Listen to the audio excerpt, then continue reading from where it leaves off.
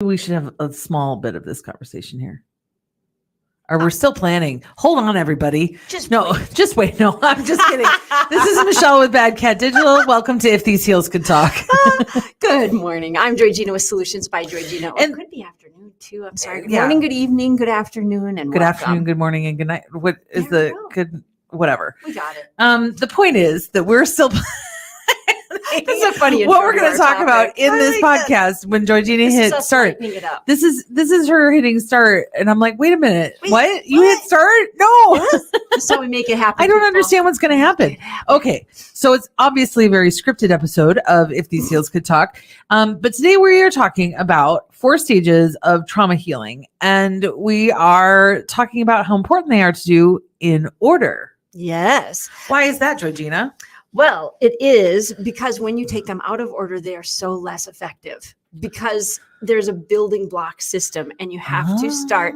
So if you want some more information about the brain and how it kind of processes things, we had that conversation in episode 143. So you can refresh. I'll refresh a little bit on that. Yes. So we talked about if you think of, because most people have seen a deer alongside the road or when you're walking, this would be an animal in the wilderness area, and it will stop when it hears something like rabbits or whatever stops. Then maybe the tail goes up, right? It reacts. So, and then it's assessing, right? So that's alert. It's alert. It's like, oh wait, something's changing. We were calm and now we're alert. Then it's assessing. Is there something that needs to happen here? What do I need to do? And they're trying to figure out where's that sound coming from. Let's say they do recognize, oh my goodness, this human is coming at me. I'm not sure what they're going to do. Right. You're walking down a trail. I'll use that example. And now all of a sudden they're like, we need to do something. That's fight or flight, right? They're figuring out what they need to do. Can I freeze? Nope, I already froze. That's not going to work. They're still coming at me. Like they're assessing. And as you're going through those things, your brain started up here in the conversation, had full cognition. We got everything flowing and going. And then each phase of that, all the way down to the part where we need to run because we could die. Yes. Get you, when you get there, when you're in the flee, blood is rushing to your legs so you can run. And there's less blood, less communication. It can't talk to the upstairs of your brain. It is all in the basement. So you literally get dumber. And that's the point.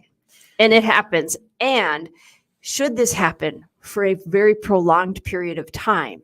Yep. And by the way, a prolonged period of time can be any time over 40 seconds. Right. Like just to FYI. We're not necessarily saying years, right. Although that's an impact as well. It's a whole, but what happens is your neurology changes and you stop actually using big chunks of the upstairs because so much is necessarily just being used in the lower part for you to survive. And in order to, what we're talking about today then is healing from that. And in order to do that and re-access and be able to re-access what is in the front, there are steps that need to be taken, but they need to be taken in order because they build on each other. And and we're going to skip actually to the end because that's what so many people do. So what is the 4th step out of 4? The 4th step out of 4 is actually medication. Okay. Herbal supplements, medications from doctors, those types of things. So that's what most of us skip to right away. That's where a lot of us start because we want it to get fixed fast. Something's going on. I have extreme anxiety. Right. We've got to calm this medication. down. And I'm not saying those are wrong things. No, not at all. And I have lots of conversations with clients as they work through figuring out what is best for their moving forward in that. Yep. And sometimes people are not able to access step 1 through 3 unless they get something that kind of brings it down a notch. But in the large part, the medication is not going to be as helpful as it will be without the other 3 steps. So that's what we're going to focus on today. So what is... Well, and I want to add in there, why would that matter if you're an employer? Why would that matter in your life? And here's the thing. So this comes from a book and a gentleman who's done research about this for years. He works in trauma healing and so forth. And it was Dr. Bruce Perry. And you can Google him, look him up, watch a variety of his videos. He is really amazing. He's done amazing work with young children. He tells a story. He tells lots of stories, which are always interesting. But he talks about helping a young child who saw his older sister abducted. And unfortunately, they did not find her in time. But they still wanted to know about the person and he could not access that. And he talks about the process of reaching this young child going in these steps basically and earning his trust. And literally in one day, he was able to have this young person tell him everything, like describe the vehicle, the guide, the sky, take him on a walk to the spot, like talking through the whole thing. But he couldn't do that when the kid was in so much trauma and terror. He was stuck down here. He couldn't access all of the stuff that it was gathering the information, but he couldn't access it. And so when we think about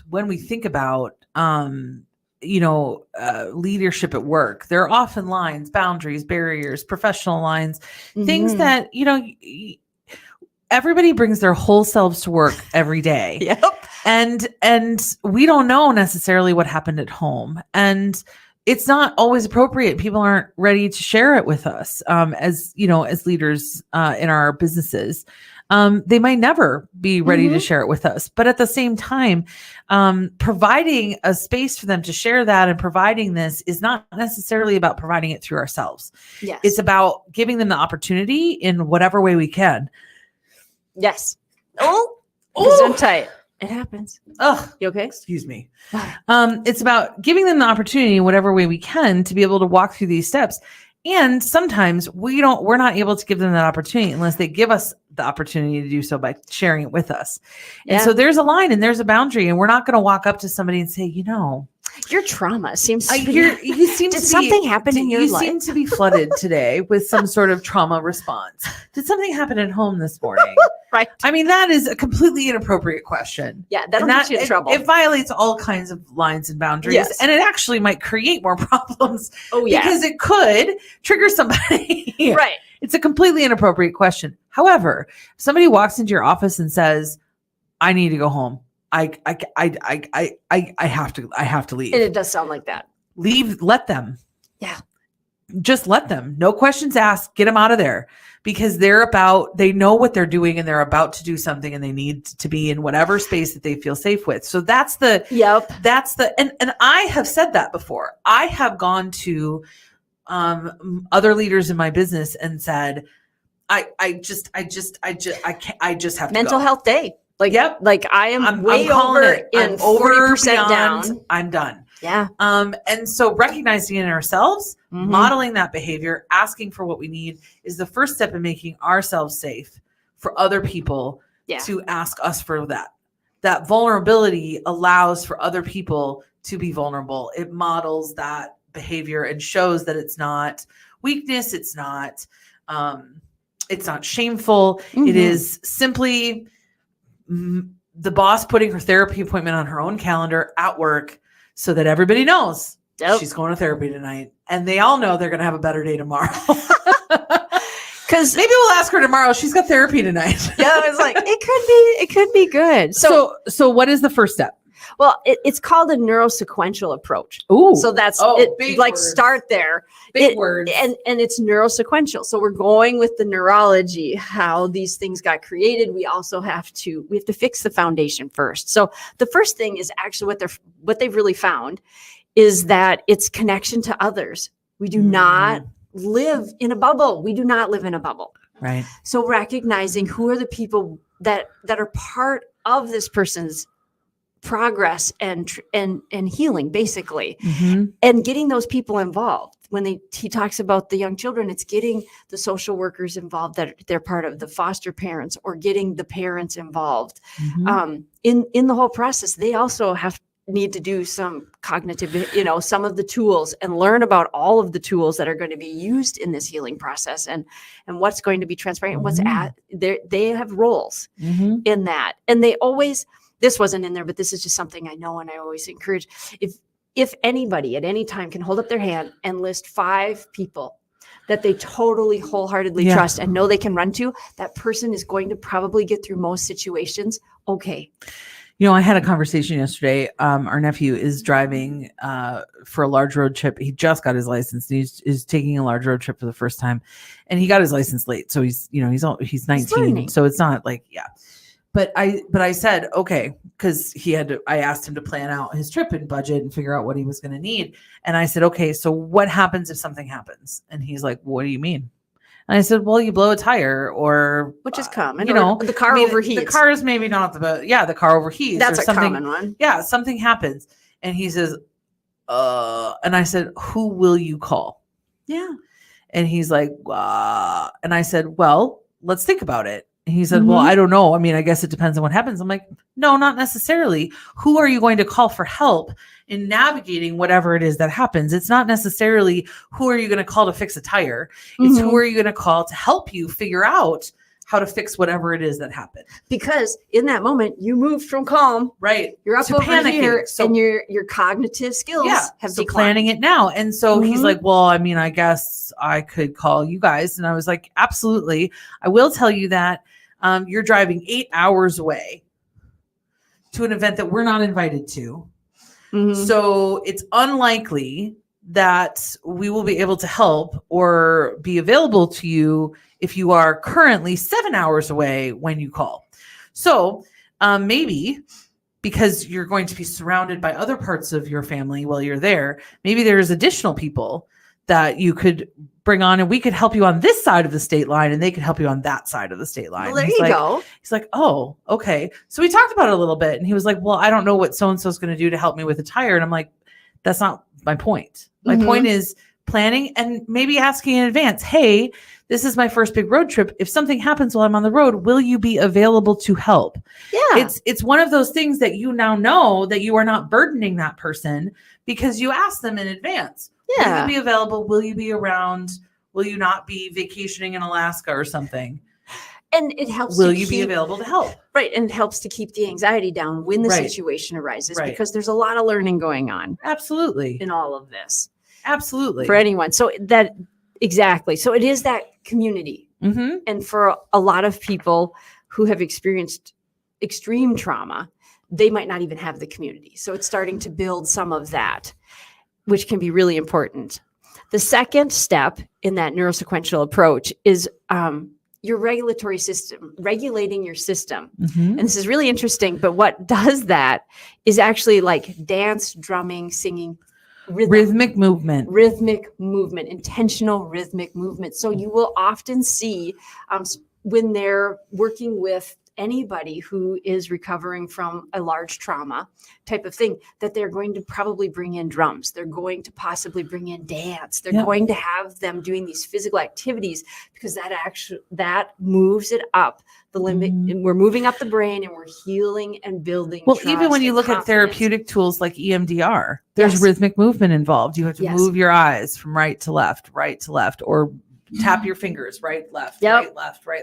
It's about rhythmic movement to trick yourself because your brain, this part of your brain, the movement parts of your brain in the back are keeping your body moving.